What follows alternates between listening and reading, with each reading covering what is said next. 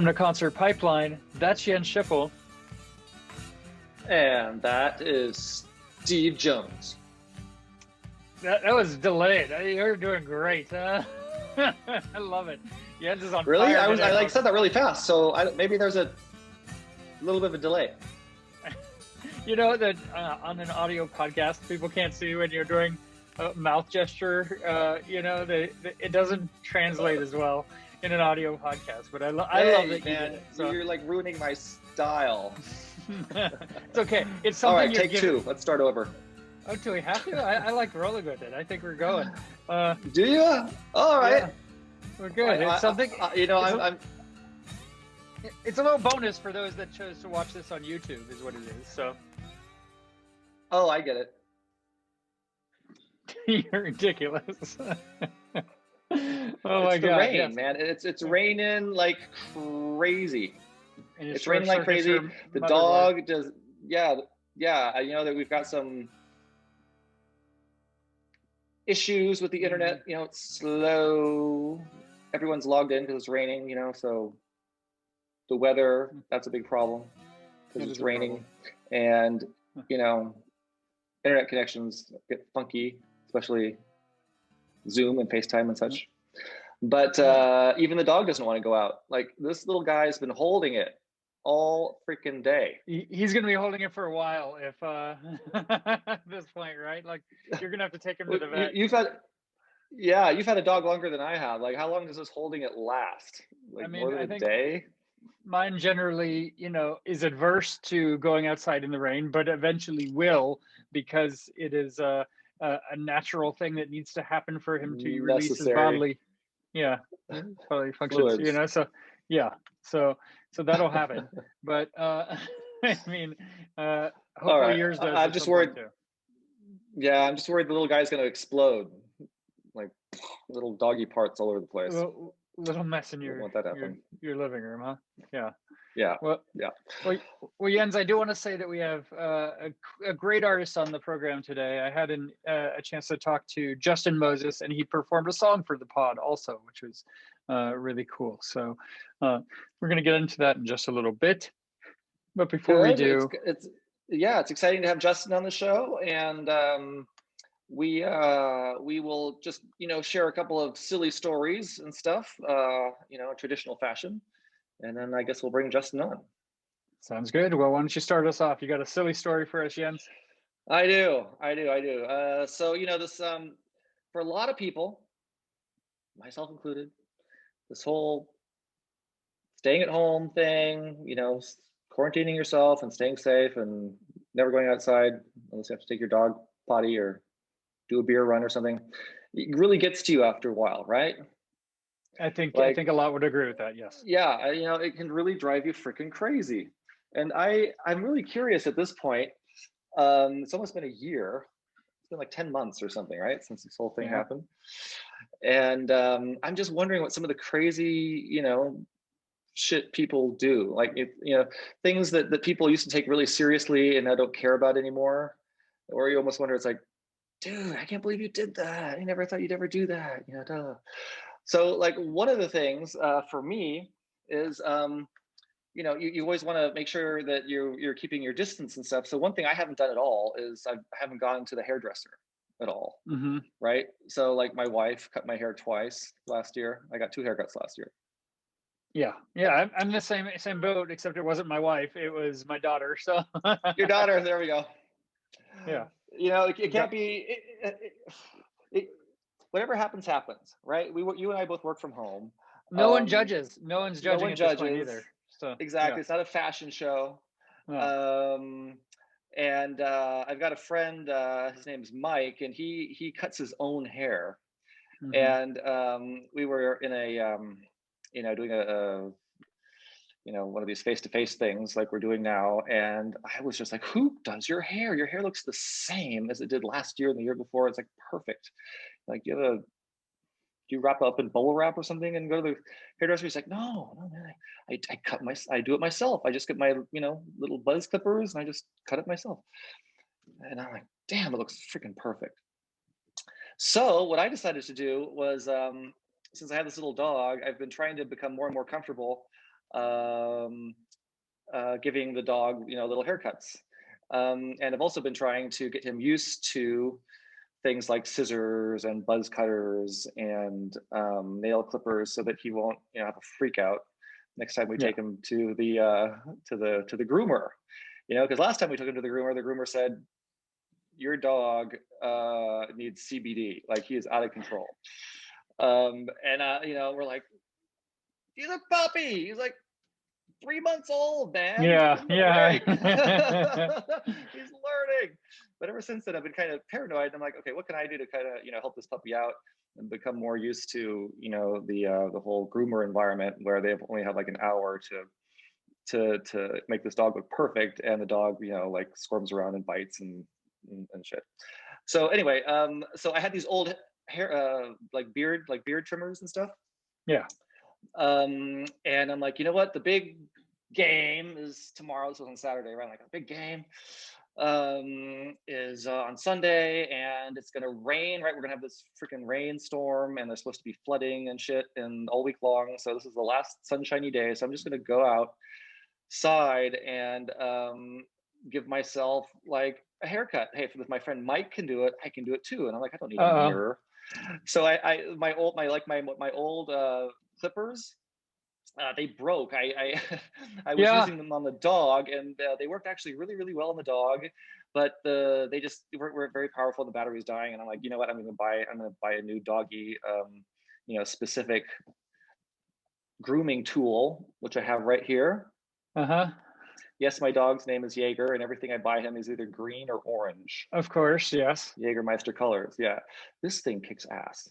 Okay. This thing is badass. And it's a little big for the small little dog that I have, but it came with these little, different size trimmers, cigars, like they all do. Yeah. This is a small one, but I used the biggest one, which was like an inch, right? And I'm like, I'm just gonna shave my entire head, and I'm gonna have like an inch of hair everywhere, and then I'm just gonna ask my wife to fix whatever looks funny, right? Was she on board too? Was she on board to she help? Didn't know. She was in the shower, so she had no idea I was going to do this. And I've been meaning to like cut my hair, or kind of just give it a, just kind of cut it down. I didn't really want to cut it that short, but I don't know, maybe cut like half of it off or something. I've been here, by the way. You've been here? You've done this? Oh, I shaved my head, like, I don't know, it must have been 10 years ago or so. And are you serious? No way. It looked bad. It was just bad. I looked like a cancer patient, dude. I'm not even kidding. And I had to wear a hat. We had, my ex-wife and I and my daughter were actually getting photos professionally taken by one of my ex's, friends, sisters, who's a photographer, like the next day or something. I had to wear a hat over that. And I'm telling you, even still, it didn't cover up all the how bad of a job I did. There were pictures floating around. You have to show me some photos, man. No, we're okay. Like, you must have before and after photos still, dude. It was 10 years ago. I'm sure you're over it. You can share that stuff, right? Sure, yeah. Well, I guess it must have been, about 9 years, because my daughter was there 9 or something. Yeah, something like that. But anyway, a long time ago. So, carry on. So I'm like, this thing's idiot proof, right? So all you got to do is just like, start like this, so you have an inch, right? So keep on doing that until no more hair falls off your head. So there I am, just pumped about the game, pumped about not having my head be hot all the time, and saving money, save my $25 at Supercuts. Yeah. And I won't get COVID because I'm doing this by myself. And my wife is a backup, and she's okay. She has no barber experience at all, no hairdressing experience, but hey, she's great in the pinch. So here I am, like, doing my, and I'm watching all this hair falling down, and I'm like, oh God, this is so easy. Why didn't I ever do this before, right? And my head's starting to feel really good and cool and breezy. And then it's like, I look down and it's like, fuck, that's a lot of fucking hair. So then I'm like, okay, no, my hair is falling down. I must have a perfect inch everywhere. I didn't realize my hair was that long, but all right, whatever. I walk to the freaking bathroom. Yeah. You ready to see my hair? I'm ready. Yeah. You sitting down? I am, and I have a camera ready, just in case you're wondering. I think as long as you've known me, I've always had somewhat long hair, right? Somewhat. I mean, at points like, even longer and curly, and yeah. And it's never been like crazy short military stuff. I've never had short hair like that before. No.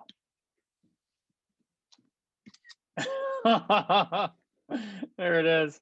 Dang. Yeah. Like, look, see, this is the shortest. This is the shortest one I have, and it's still too long for this. Like, how did this happen? Oh my gosh! How did this happen? Isn't that crazy? Yeah. Yours. I'll tell you though. Yours is better than mine was when I did that 9 years ago. Are you serious? Well, you probably had more hair. Look at these receding hairlines. I had no idea, dude. At least you have the receding hairline to protect you, because I didn't have that. Yeah, and it was just bad. Like I don't know why I thought it was a good idea. Like you said, save $25 at Supercuts or something. Just do it myself. Yeah, you see it in the movies and stuff, and it looks really easy. Like the barber always does it in the military movies and stuff. No big deal. And I'm like, I never thought that I would be really happy to have hats, like to help me out. Like I have a couple of these different, hoodies, or little beanies, I guess. This is a beanie.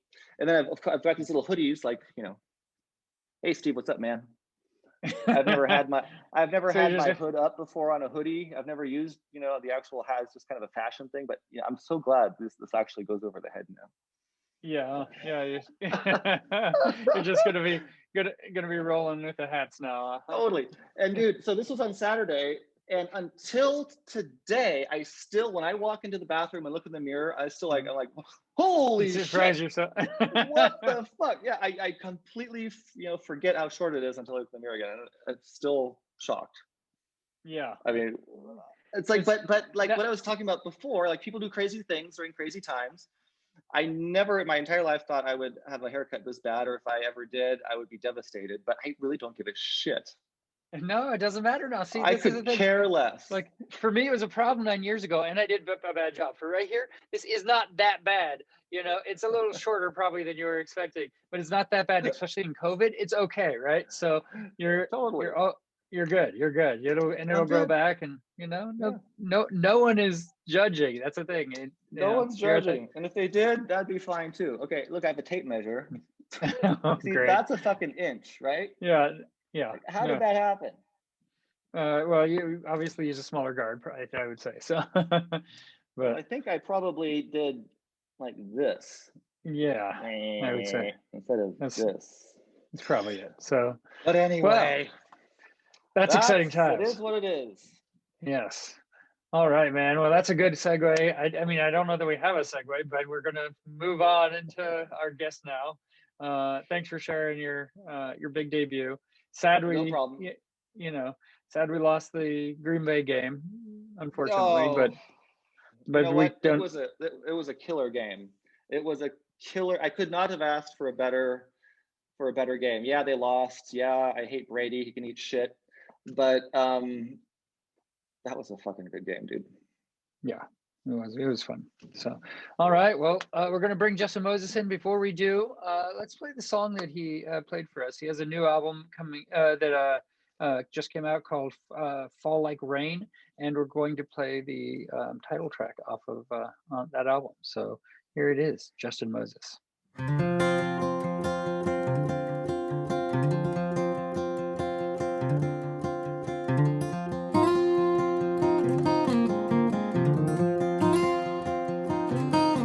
Tell me, why did I fall in love with you?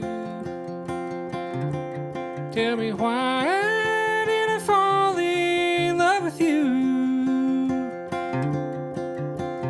Tore me all to pieces, cut me half in two. Tell me, why did I fall in love with you?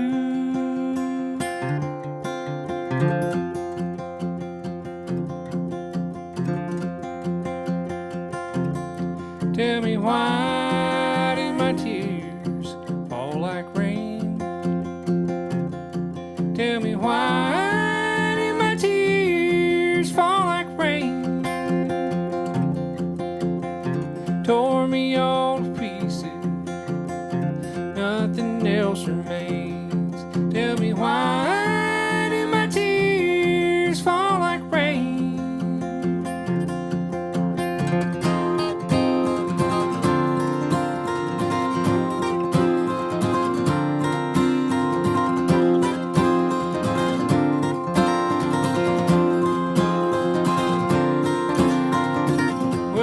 worry, worry, worry all day long.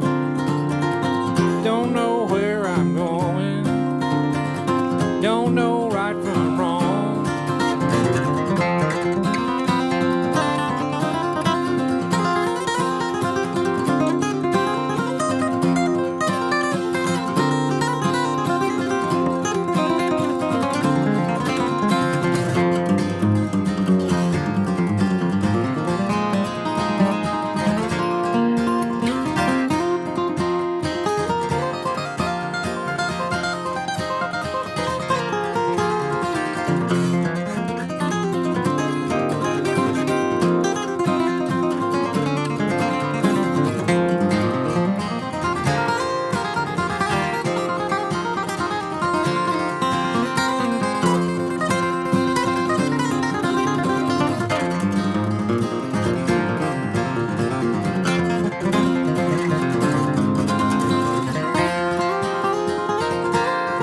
Tell me why do I fall in love with you?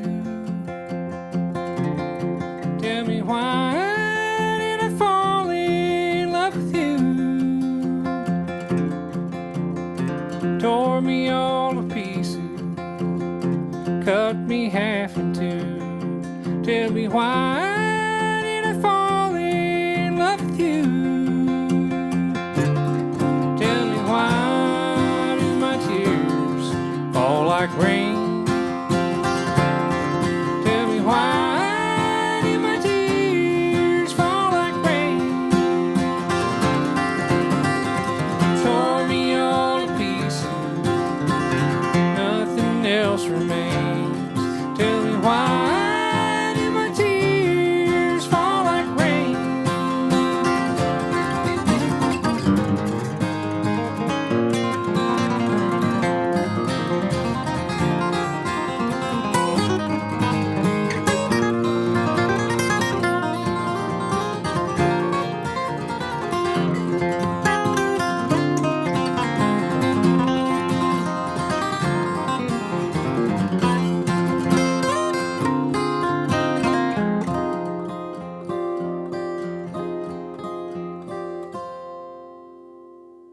Piece over. So yeah, just Justin, if you could tell me just how you're holding up through everything with COVID and and the crazy times that we're in right now.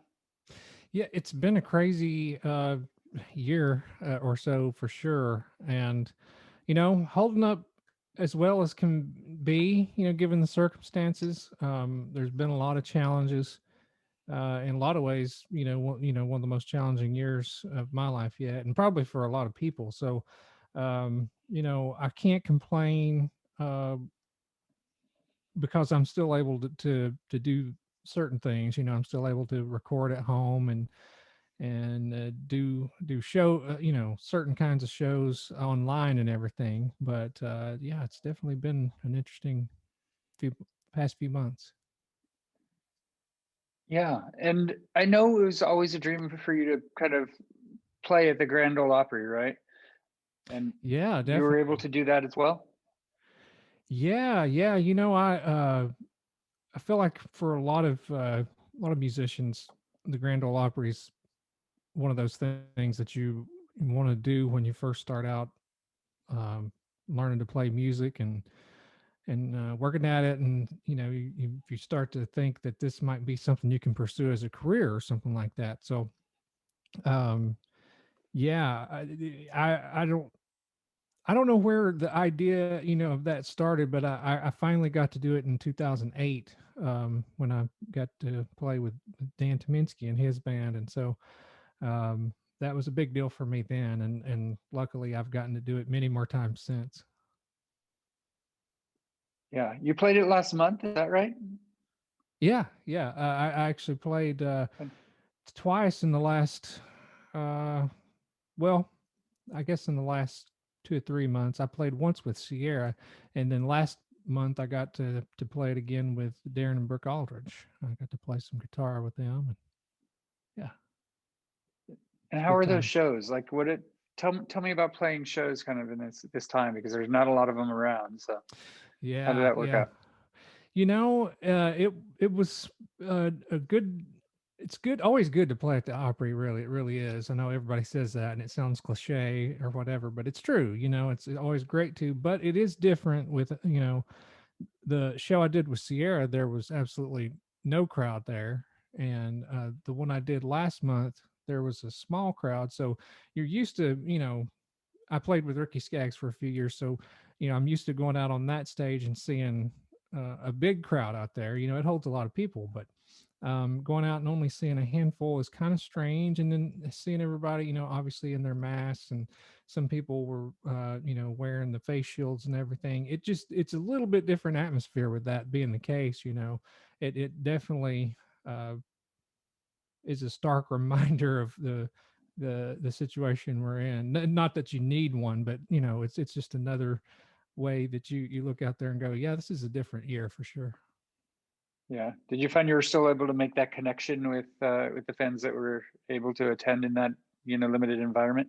I think so. Yeah. Once we got out there and you start playing, you can see the reaction on people's faces, and you have that human interaction again. And I think that still translated with only a limited crowd and everything. Yeah. And for you, what is it about the Grand Ole Opry that's special, that what was it that drove you to kind of want to play there and be a part of the legacy ultimately? Yeah, it's just all the legendary legends of country music that have played there, and bluegrass being just a branch on the tree of country music. It definitely just has such a rich history. It's like if you really think about all the people that have stepped out on that stage, when you step out there, it definitely can make you nervous and feel like you've got to um, live up to that standard that all the prior folks set. Yeah. And so let's go back to kind of your start a little bit. So you come from a musical family, and your mom and dad actually met each other through music and through church and everything. And so it seems kind of like it fell into place for you to kind of go that direction from a child. Was it always something you were really passionate about?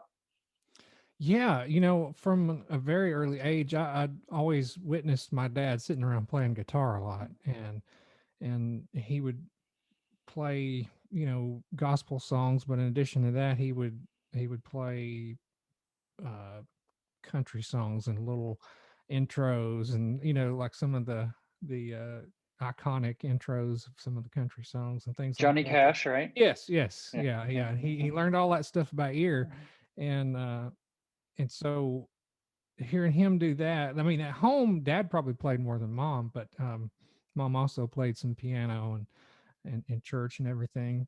And yeah, it just was always a part of my life. And at age 5, I think I just saw somebody play a mandolin on TV and thought, like, that looks like something that would be cool to do. And I asked for one for Christmas that year. And so I turned 6 years old, and I got one that year for Christmas. And Dad knew enough about the mandolin to show me the first few chords on it.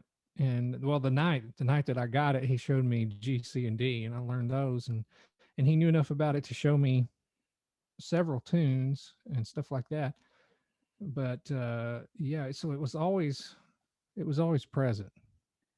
And did you like to like run home from school and just like pick up the mandolin and start playing? Were you like so passionate about it at that point that you're inseparable?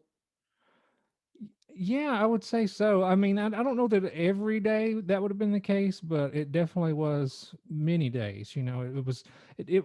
I've always told people that, like, my parents never pushed me to do it or asked me to practice or anything like that, because I really loved it, and I wanted to do it. So I always, you know on my on would, like you said, after school or something, I would pick up the mandolin and be trying to learn something on it.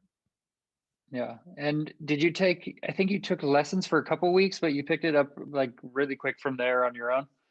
Yeah, man. I took probably 6 or 8 weeks, something like that, of lessons from a guy named Harley Millsaps that my dad knew of.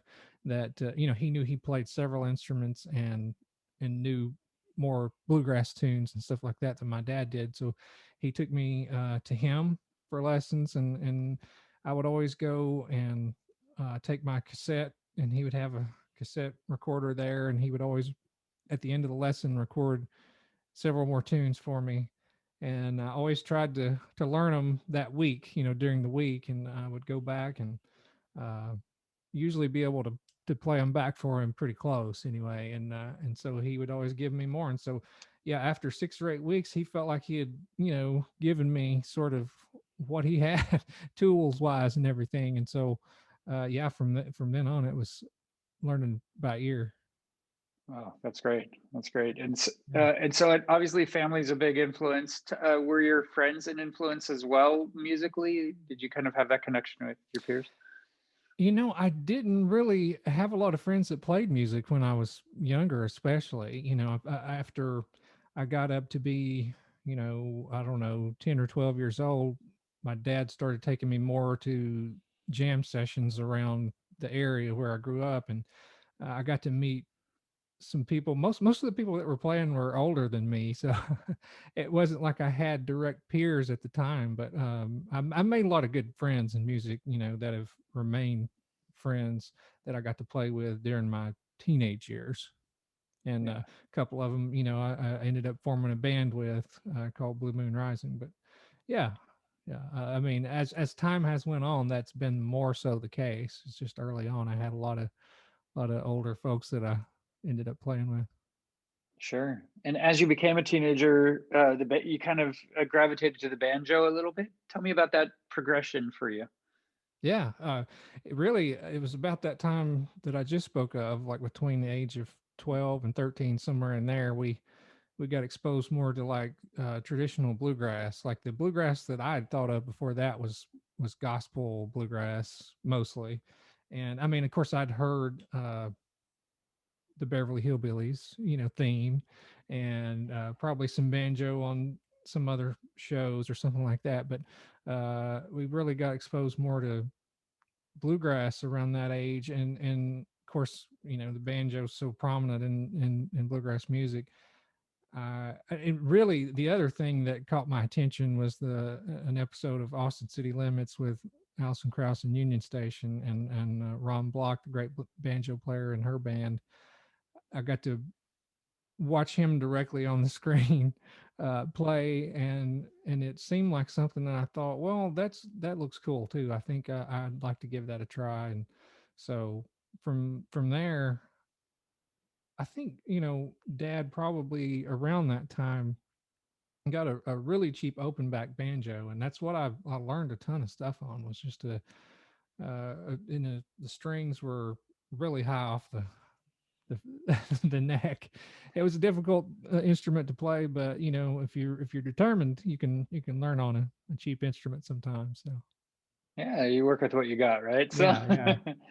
yeah. And so aside from your parents, I know the band that kind of was the most influential in kind of you deciding to make the call to play music is Primitive Quartet, right? Yeah. So tell me about them. I'm not familiar, but tell me kind of what it was that drew you to their music, and kind of seeing them live and making, and kind of you wanting to kind of have that for yourself. Yeah, so they were in the sort of gospel world that I grew up kind of listening to. They were the bluegrass gospel band, like, and they were the ones that I saw all the time on TV, and I got to see them a couple times in person.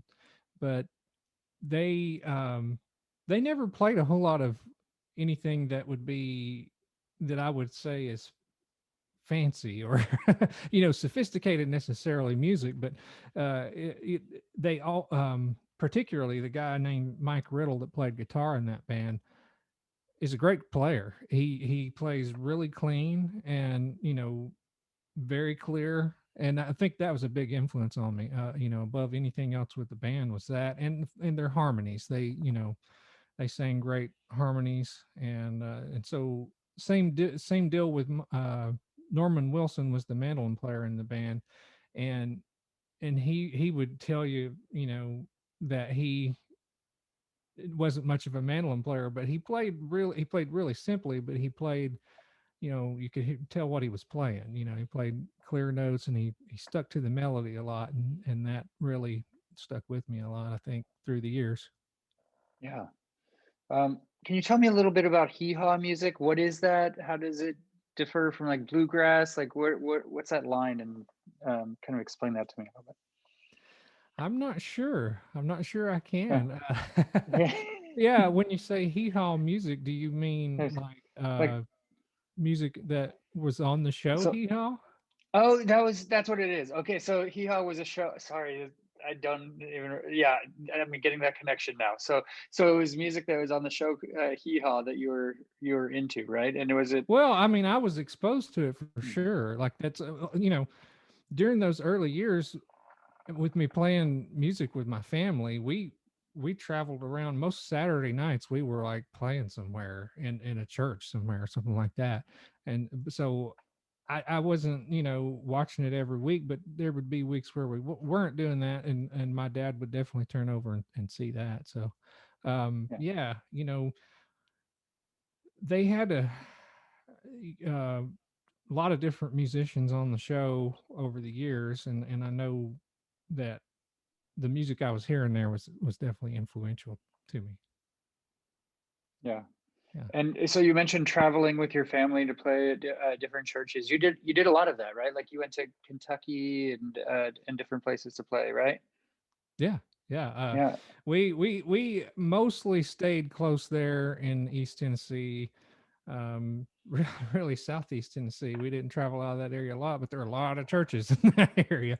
But we did occasionally, get asked to come down into Georgia or North Carolina or Kentucky a couple of times. But yeah, we did a whole lot of that kind of singing, from basically for me from age 7 up until basically in my 20s. I was still doing it a little bit, my early 20s. Yeah. Yeah. So your new album is Fall Like Rain. Tell me a little bit about your process pulling together this album and what you were looking to create. When you went into creating it. Yeah, man. This album feels like it's been a while in the works, and I've always, since the time started playing music and really, started getting into bands and making albums with them and everything. I've wanted to make my own records too, and I've always put back material, songs, and I've always written tunes myself. And you know, the collection of songs that I have here are stuff that some of it, I started writing many years ago, and some of it was pretty recent. And then there's certain tunes on there that are combined, like some parts of them are old and parts of them are new. So I've been putting together this stuff for a long time, and in different ways. There's 3 tracks on the record that I co-wrote with a couple friends of mine, Tom Utes and Peter Cooper.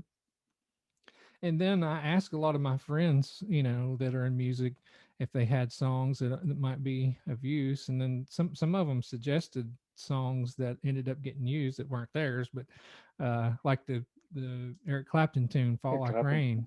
Yeah, I asked my friend Keith Garrett if he had any songs, and because he writes some songs, and he was like, "No, I've not really written much lately, but I know this Eric Clapton song that might make a really good bluegrass song."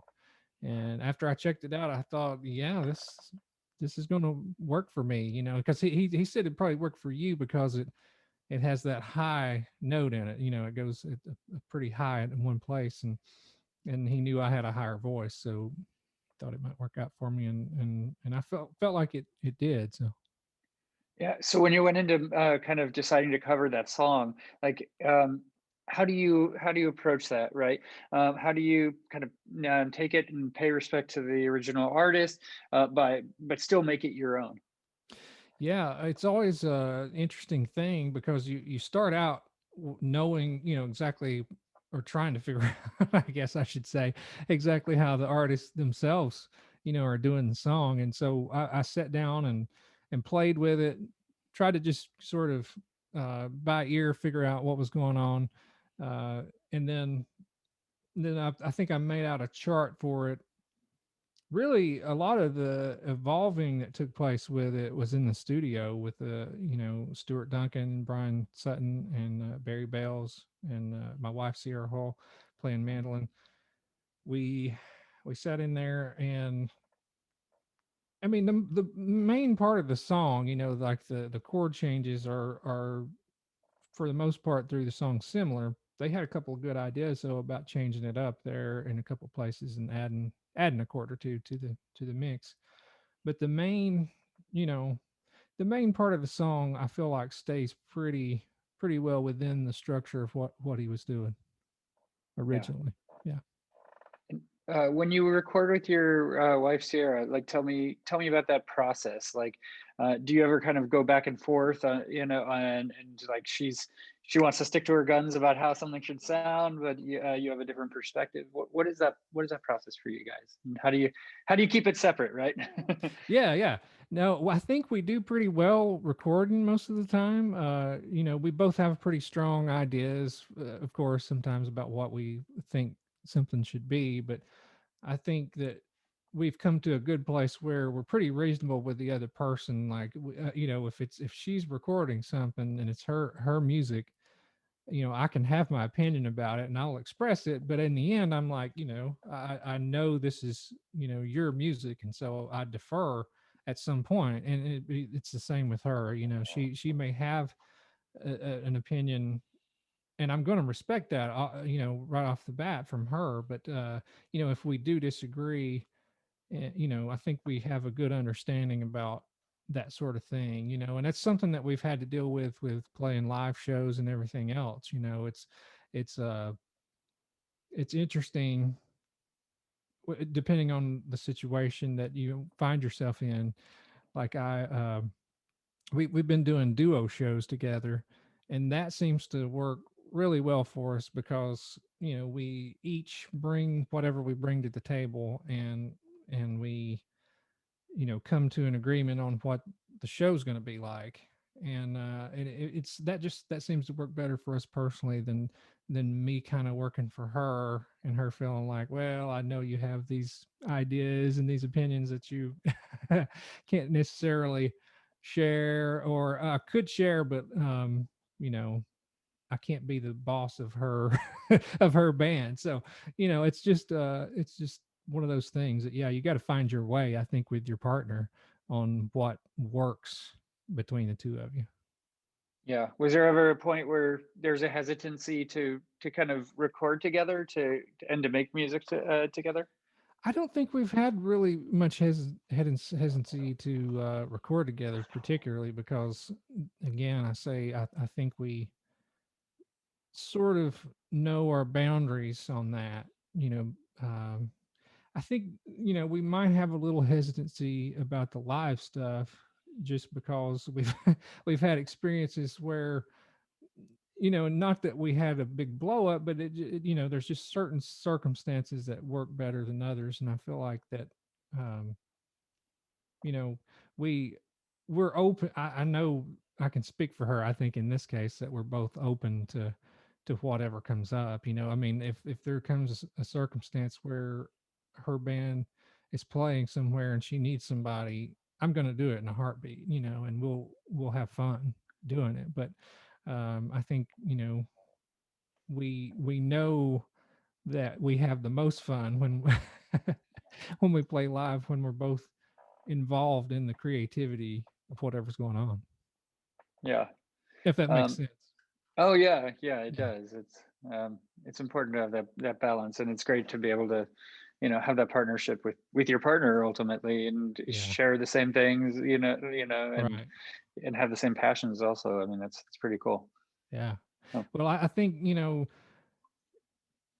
music was a big part of us getting together to start with. I mean, we met playing music, and we grew closer to each other playing music, and but in the end, to me, I know that she's more important to me than even music is. So uh it's definitely important to keep things in balance and in perspective. Yeah, absolutely. Right. Nothing's that that precious that you can't let go of it. Right, exactly. Yeah, like there's no no musical idea that I have that's going to be more important than our relationship. So Yeah. You mentioned a while back about having been in the Dan Tyminski band. yeah, And he played on this album as well, right? So yeah, he's on Between the Lightning and Thunder. yeah. So tell me about the dynamic, kind of first having been in his band, and also kind of flipping and him playing on your album. Yeah, so that it was a really big deal for me to get to play in his band years ago. I was a huge fan, still am. Like he's one of my favorite singers in the world, really.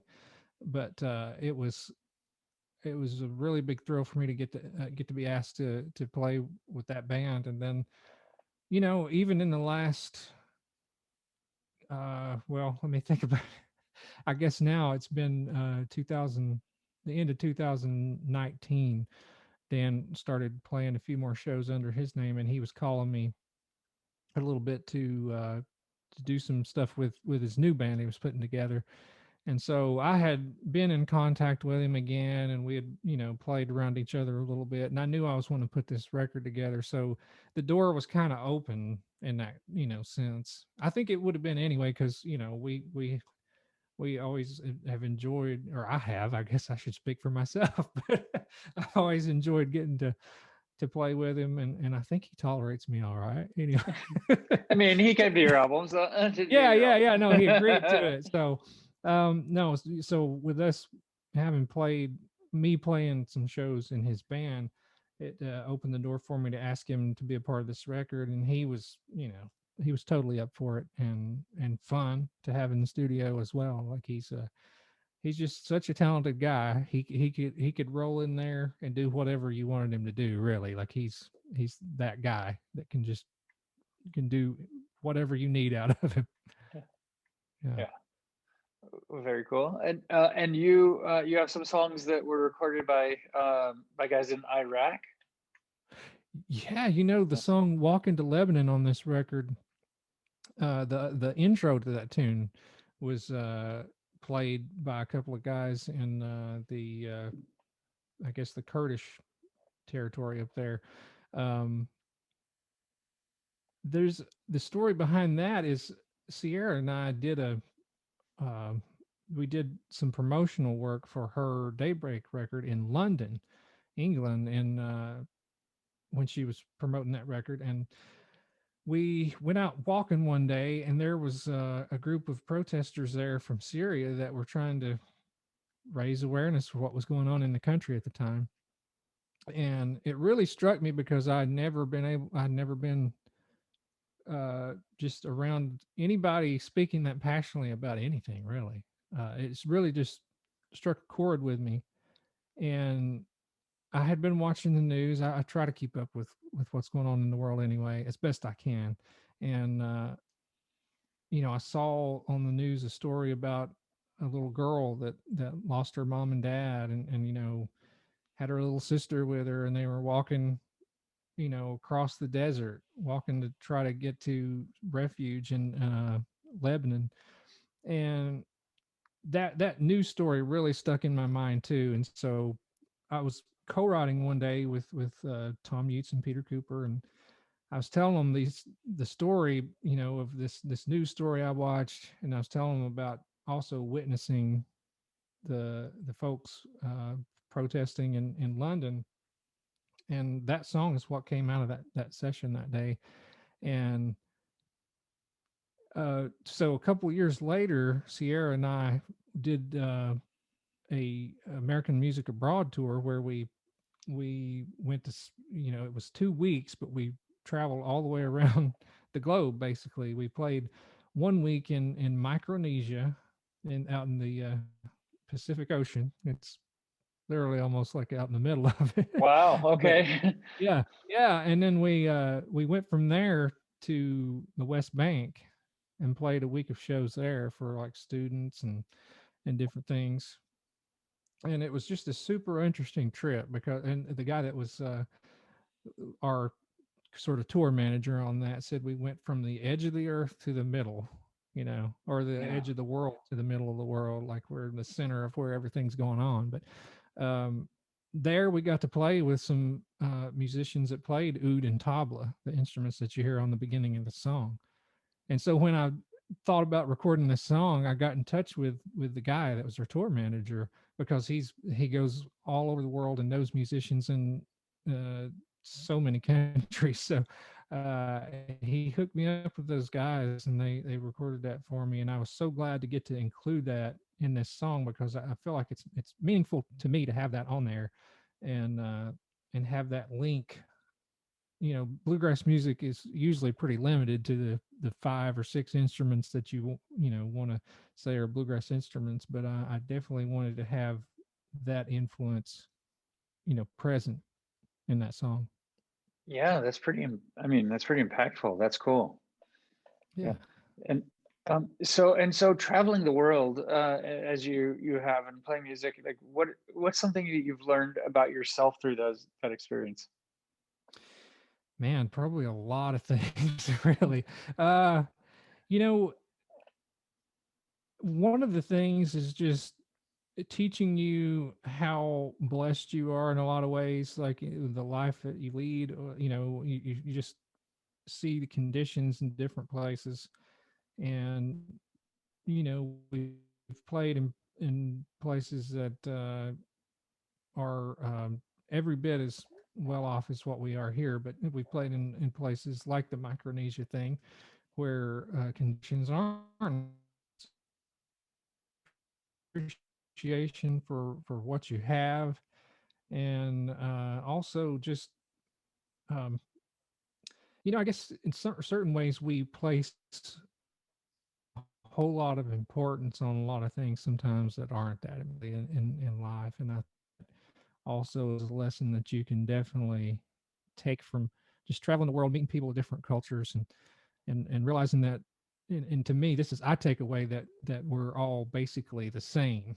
That we may have minor differences of the way we dress, or we may have different religion, or we may have different ideas in certain regards, but we're mostly the same. And if we can keep that in mind, maybe we won't get so hostile toward one another. I think it's important to keep that in perspective. It is, and I mean, I think that's a great lesson, to have kind of taken away, because I think a lot of people have forgotten that. A lot of people have lost that, especially recently, and it's even more important now as we're all kind of going through this together to realize that, right? Yeah, absolutely. Yeah, the times we're in now should hold a mirror to us, and show us those things, if nothing else. Yeah. Yeah, I mean we're literally dependent on each other to the pandemic. It's like maybe if certain parts of the world rid themselves of the virus, we need the whole world to, basically, so that it doesn't respread. And so yeah, I mean it's the direct evidence and ideas of what I'm talking about. It's we need each other. Yeah. About 5 years ago, you did your own podcast called Cosmosis. Yeah. What was that experience like for you? You got to talk to, I think, a lot of people that you respected, and kind of tell me about that outlet that you took on. Yeah, it's something that I got interested in myself, and because I like to listen to a lot of podcasts, and the natural, I think it's natural sometimes to think, could I do that? Maybe I could do that. And so I just decided to try it anyway. And I started with the people closest to me and friends, and things like that to try to break the ice. And so then I expanded out from there a little bit. But it was a great experience, and I tell people to this day that, I'm not currently doing them, but I've not given up on the idea entirely that I couldn't pick back up at some point and still do some interviews and start that back up, because it is a lot of fun. I feel like the reason that I dropped it was because I did feel like maybe at the time I was putting more time and energy into it than than what I was getting back out of it. But um, it's really fun to sit down and talk to people long form, and get to know them a little bit better. Like I learned a lot of things about people myself that I didn't know, and I feel like that was hopefully a value that you bring to these things, where other people hopefully are getting that same experience, where they hear some things maybe they hadn't before. Yeah, and you find yourself able to kind of have a conversation that you wouldn't otherwise have, right? And Yeah, absolutely. and ask questions in a way, listen in a way that that you wouldn't if you're just sitting around and talking with people. But I don't know. I've been doing this for almost 300 episodes now, and so I've definitely learned a skill of listening, and Man, that being is one of the curious. yeah, that the main thing that I noticed when I started doing it, and I only did like 30 something episodes, I think, but um after a while I started realizing, even in normal conversation, I was asking more questions, and I I was just a little more curious, and and like you said, listening. It's a funny thing, but I did find that Yeah. to be So the case, yeah. So with this album, I mean, kind of looking ahead, was there were there songs that you had recorded that you're kind of like that didn't fit into here, that you're already kind of looking at, where they might go elsewhere, or what's kind of next for you, Justin? Had some other things in mind that I didn't feel like quite was going to fit or work with what I was doing here. I definitely have, I had an instrumental that I almost recorded with one band that I'm pretty sure I want to record in the next thing, and I didn't have a whole lot of. Um, I didn't record a whole lot of extra songs. I pretty much recorded the that I chose, but I had a little bit bigger list that yeah, I'm definitely going to go back to and check out. And I'm not sure. It's like I feel like to some extent I've got to get started on a record before I really know what shape that it's going to take. So I've been Yeah. get back in recording mode. It's funny. You make a record, and then there's all this time in between, making the record and then it coming out. And so with this coming out, maybe I'm gonna be busy a little bit in the next little bit, just promoting the record and all that sort of stuff. But definitely getting back in the mindset of wanting to record it again and see where things sort of lead me, because I like to think of it more like that than just deciding that, okay, this is what I'm gonna do. Yeah, let it come naturally. Yeah, yeah. Yeah. Well, cool. Well, Set Justin, a certain theme. yeah. Yeah. Well, thank you for taking the time today, Justin. I definitely appreciate it, and dig the album. I mean, you're whiz on the banjo. It's it's Oh man, thank you so much. yeah. I Do was just you gonna do you say play? no, no, but God, I can't even keep Yeah. up. I can barely keep up with listening to it, let alone like I just imagine the fingers, like my fingers can't do that, and and it's just like it's an incredible skill that I mean, I don't listen to a lot of banjo music, but I really Right. respect it, right? Yeah, sure. And I mean, just that ability to be able to do that is a great skill. So Oh man, yeah. It's a whole lot of fun if you ever get the urge to do it. It's a whole lot of fun to play and mess around with. I know when I started trying to learn banjo, I spent a lot of time with the instrument, just trying to figure out the rolls, and I learned them wrong, some of them, at first, and just kept at it and kept playing and kept trying to see, well, if there's any such thing as wrong, I guess, because, music's music in a way. But it was wrong for what I was wanting to do. So yeah, I learned how to do it more like I wanted to hear it anyway. And I think that's an important thing for people if they try to learn an instrument. Just kind of stick with it and have some determination to get where you're wanting to go with it, because it takes a lot of patience. So, and a lot of people are afraid of failure, but I've in my own life I've learned that some of the biggest mistakes and some of the things that seem like the worst things at the time are really pave the way for the growth that I've had in my life, right? And really are part of what make me who I am. So absolutely, yeah. Well, awesome. Well, thanks, Justin, and thanks for taking the time. And that was the interview with Justin Moses here on Concert Pipeline. And Jens, that takes us to the final segment on the program. What is it? Well, it's time to talk about what's happening in the world of music. It is our segment on music news. Steve?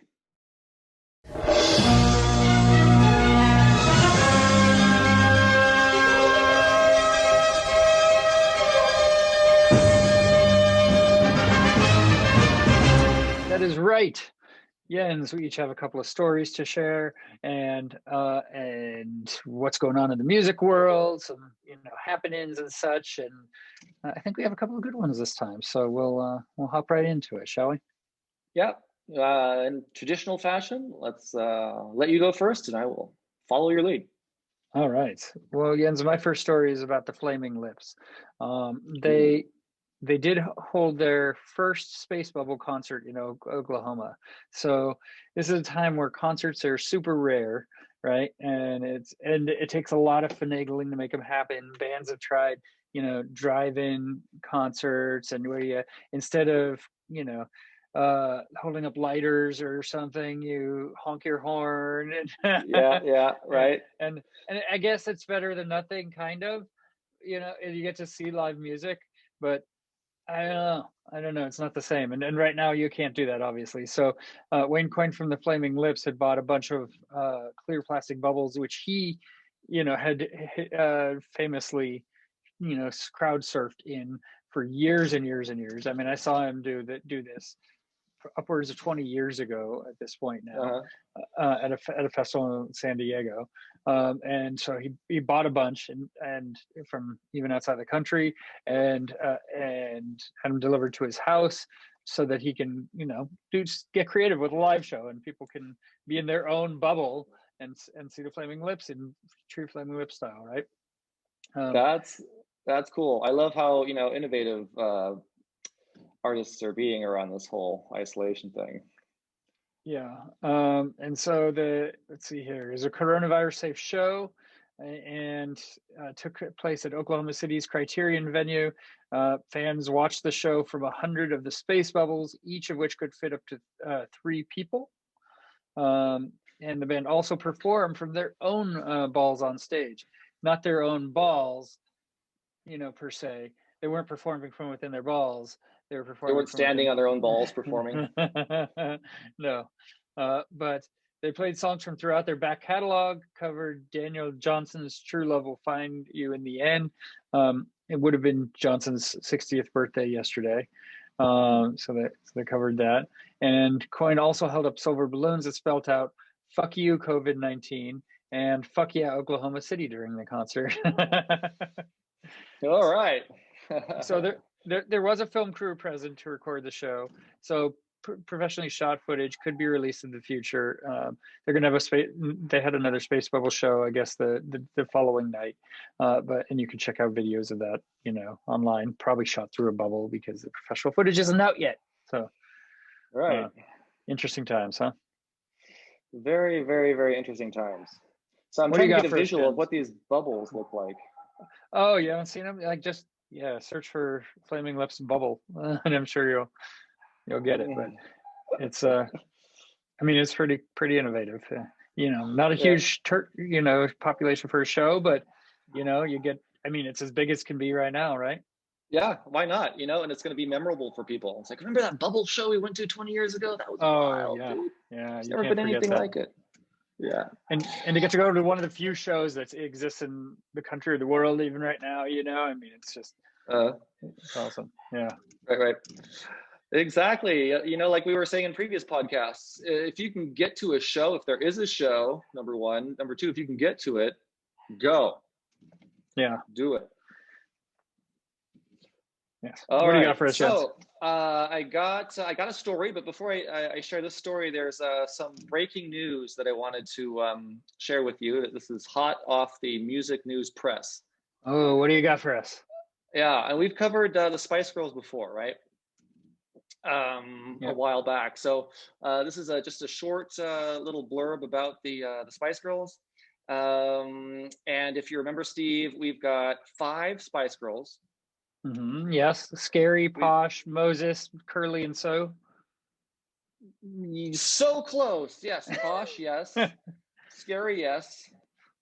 Moses, I don't know about Moses. I don't know. We have Baby Spice. Oh yeah, that one. Spice. We have Sporty Spice. Okay. We might have a Moses, but we have a 6th member.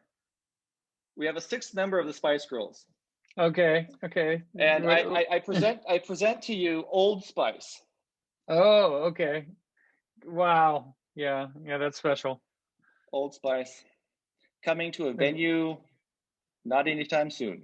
No. I would say probably no venues anytime soon. They will not be touring with Old Spice, will they? Yeah, they want to make sure they're keeping it safe too, right? Yes. Old Spice. Well, Old Spice is the only one that's prepared, COVID style. He's, got his mask and, gloves and everything. He's ready, dude. Right? Yeah. Those other 5 they're so clueless. Like, mask, what? Old Spice, man, he's got the mittens and everything. He's like ready. Okay, so talk about what's happening on Sunset Strip in Hollywood, California. What is happening, Jens? Well, I'm glad you asked that, Steve. Let me tell you what's happening on Sunset Strip in Hollywood, California. We've got Eddie Van Halen's 66th birthday. And how is that being celebrated? Then that is being celebrated at Guitar Center by the unveiling of a ginormous mural. You said unveiling and mural or something. Mural. A giant mural. A giant mural outside of Guitar Center. A mural. Yeah, this thing is 17 feet by 105. Damn, son. What is that, like taller than wider or wider than taller? I mean, I would think wide, but I think it's like, I don't know. Fatter other than it's fatter, not like taller, right? It's like I would think so, wide. Along the base of the building, but yeah. Oh, I got a picture of it. You're right. Yep. So it's like wide. Mm-hmm. And this thing is a paint job, right? It was painted by Robert Vargas and depicts Eddie playing his signature red, white, and black Frankenstrat guitar and covers the store's rear wall. Dude, this is epic. Yeah. It's freaking huge. I know. Yeah, I'm looking at that. It's pretty big, man. Yeah. Do I tap on this to focus? Like, how do I focus? That is a tribute if ever there was one, huh? That's pretty awesome. Can you imagine Steve Jones being painted on the side of Guitar Center by Robert Vargas? I wish I don't know one, so no, I can't. Dude, unless you're talking about Steve Jones of the Sex Pistols, in which still it'd be a stretch, but yeah. Well, maybe someday, but hey, I think one of the things you don't have going for you is you don't have a Frankenstrat guitar. That is true. I'm missing out on that. So yeah. So I think that's pretty freaking epic. Vargas had this to say: Eddie was one of my creative heroes. When I was young, the debut Van Halen record was the first album I ever owned. He influenced me over the years in so many different ways. As soon as the news hit of his passing, I knew I had to do something creative to memorialize him, and Guitar Center was the obvious venue. Right here on the Sunset Strip where the band made their bones, I can't think of a better place for this tribute to him. And I thank Guitar Center for giving me the canvas to share it with the world. Dude, that's fucking awesome. That's huge. Yeah, exactly. For them to, give up their whole wall like that obviously Eddie Van Halen has left his mark on the world, and now he's, leaving. He's just present there for as long as they keep it, right? So seriously, he's had really such a big influence on rock and roll and music, and now on the side of Guitar Center's wall. Yeah. Well, Jens, I got another story for you. Hit us.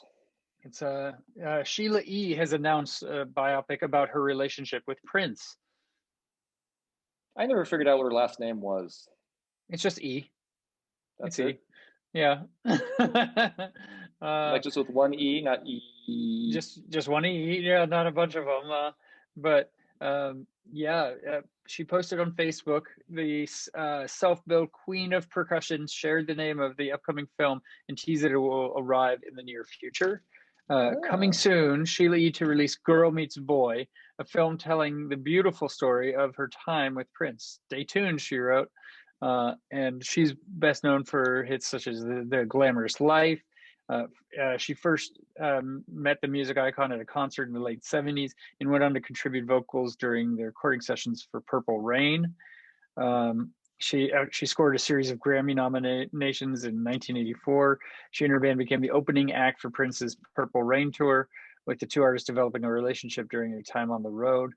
And so while she's telling fans to stay tuned, she offered very few other details about the project in her initial post.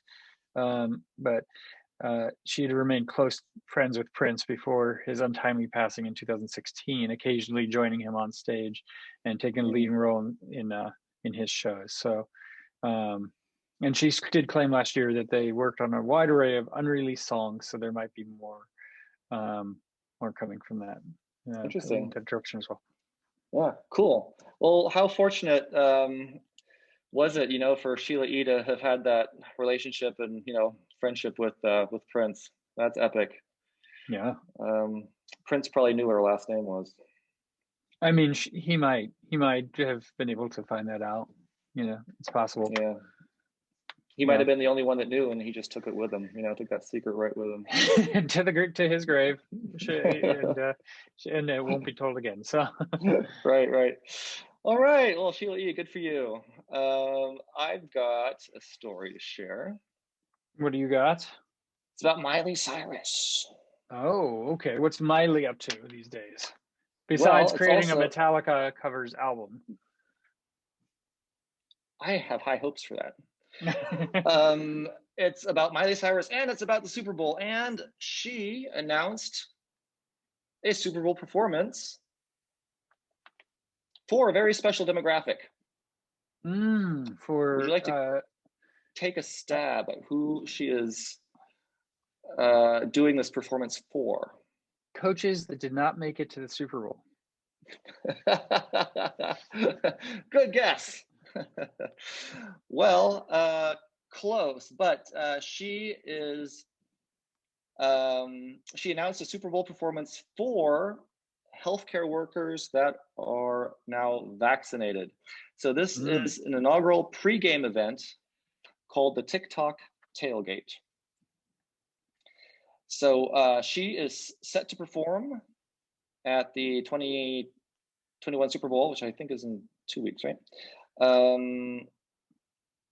And she literally, there are going to be vaccinated healthcare workers in the audience. That's wow. Those are the privileged folks who are honored, who get to be honored by her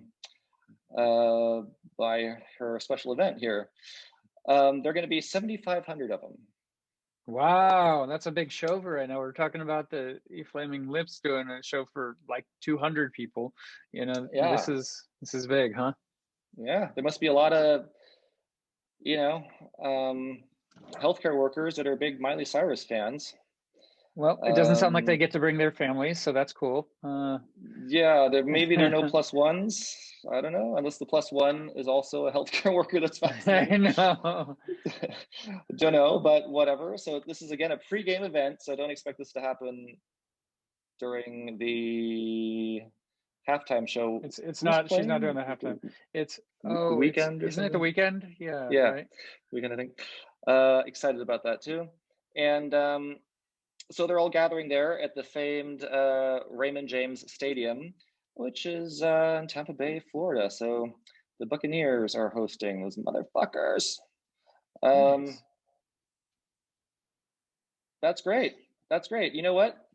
The only thing that I have to say about this story is I guess she's saying, you know, fuck you to all those frontline healthcare workers that have not been vaccinated yet. I know. Well, hopefully they better be. A lot of them. They're going to be pissed.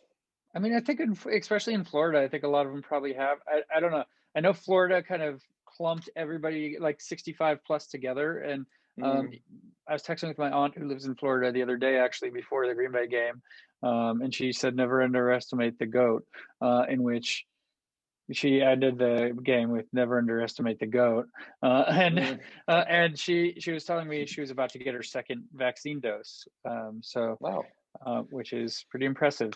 That's very impressive. Yeah. My dad, he got his, he lives in a retirement home, right? So they all got their vaccine on the same day. Like Walgreens came in and they just vaccinated everyone in one day. And then everybody gets their second dose, I think, first week of February. I think it's being handled a lot better under this current administration. The doses are actually able to get out there and aren't being not as much as being wasted, I think. So right. Which is good. So well, Jens, I have one more story for you. Okay. Is it about our beloved Mr. Dave Grohl? It is indeed. I told you Foo Fighters are going to keep delivering every week, I'm sure, for the coming weeks, because they have a new album coming out. And so they're going to be playing a special release show and launching a radio channel, Jens. No shit. Yeah, they're teaming up with Sirius XM to celebrate the release of their new album, Medicine at Midnight, with a special live performance and the launch of a special branded radio channel. They're going to kick things off with Foo Fighters Radio, limited time channel on Sirius XM on February 3rd at 12 p.m. Eastern. That'll feature the band sharing insight into their new album and stories behind some of the biggest songs, demos, B-sides, and rarities throughout their more than 2-decade career. And I mentioned a special show. They're also going to be playing a special show for the network's listeners on February 5th at 5 p.m. Eastern and Pacific, with the Foo Fighters live from the Sirius XM Garage special performance from Los Angeles. And then at midnight, the station's going to broadcast the album in its entirety for a track-by-track special that will be hosted by the band. And so Sirius XM's Scott Greenstein had this to say, Jens.